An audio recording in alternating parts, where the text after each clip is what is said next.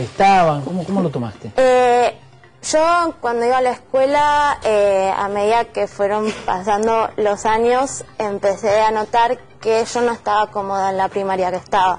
Porque los chicos, o sea, me cargaban, me dejaban de lados, tipo, me inventaban apodos. Hay uno que yo sé que fue por mis tics, porque después de pensarlo y de relacionarlo, me di cuenta que fue por mis tics. Después yo también, o sea, todo lo que me decían era un poco el bullying, digamos, ¿no? O sea, que hoy en día se está conociendo más, pero en ese momento no era tan conocido.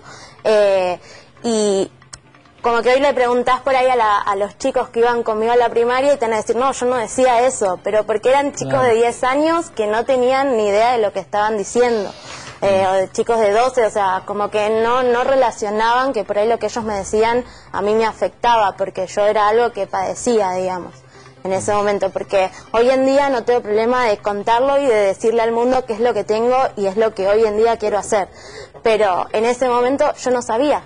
Claro, no lo tenías diagnosticado tampoco. No.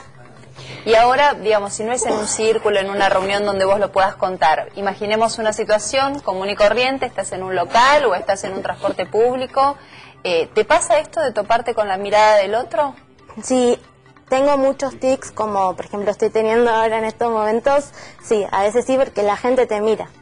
O sea, al fin y al cabo traes la atención, sea como sea. Y muchas veces me ha pasado gente que por ahí conocía o que tenía un encuentro por primera vez y cuando hacía un tic fónico me preguntaba, ¿tenés hipo? Digo, y yo era un tic fónico y a veces me preguntaban en ese momento, cuando hoy en día lo cuento, digo, no, tengo Tourette, pero a veces me pasaba que cuando yo tenía que decirles, le decía, sí, tengo hipo. Y claro, porque como que intentaba ocultarlo. Ahora, y hoy en día cuando te presentás en un lugar, por ejemplo, vas a hacer un curso y te presentás en un grupo, ¿lo decís directamente al principio hasta que empiecen a descubrirlo y tengas que explicarlo? A veces no lo cuento porque, como yo digo, hay veces que es como una montaña rusa, ¿no? O sea, hay momentos en que cuando uno está más estresado, más nervioso, suele tener más y cuando estás más tranquilo, tenés menos. Claro. Entonces, si estoy tranquila, no necesito contarlo porque la gente por ahí ni se da cuenta que tengo tics. Claro. Pero si estoy como pasando un momento en la cual estoy con mucho estrés o muy nerviosa o tengo mucha ansiedad, puede ser que sí necesite contarlo porque la gente se da cuenta.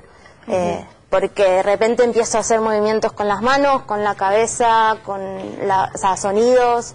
O sea, necesito contarlo para que la gente vea que no es que estoy loca. O sea, sí, claramente. Es hereditario, ¿no? Sí, corre en familias, o sea, no tiene Tourette quien quiere, sino quien puede desde la biología. O sea, te toca tener Tourette porque a lo mejor hay un familiar con Tourette o con TOC, digamos, hay una herencia así compartida. Y hay veces hay otros factores que se han investigado como causas, por ejemplo, durante el embarazo, como pasa con algunas dificultades con respecto, por ejemplo, madres que fuman en el embarazo, estrés, recién nacidos preternos, todo lo que son factores perinatales, pueden influir porque esto es un trastorno del neurodesarrollo. Es como que cuando se están formando las neuronitas en el cerebro que tienen que ver con los movimientos que hacemos, los hábitos que tenemos, que los hacemos sin pensar, qué sé yo, peinarse, tocar, agarrar las cosas, esas neuronitas se van desarrollando en un determinado momento durante el embarazo, muy tempranamente, y si hay algunos factores genéticos o de ambientales ahí en el útero, digamos, cuando se está creciendo el bebé, puede ocurrir que esa sea una de las causas.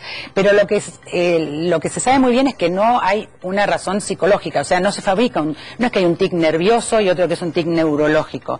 Siempre los tics tienen una base neurobiológica, pero la ansiedad y el estrés los aumenta.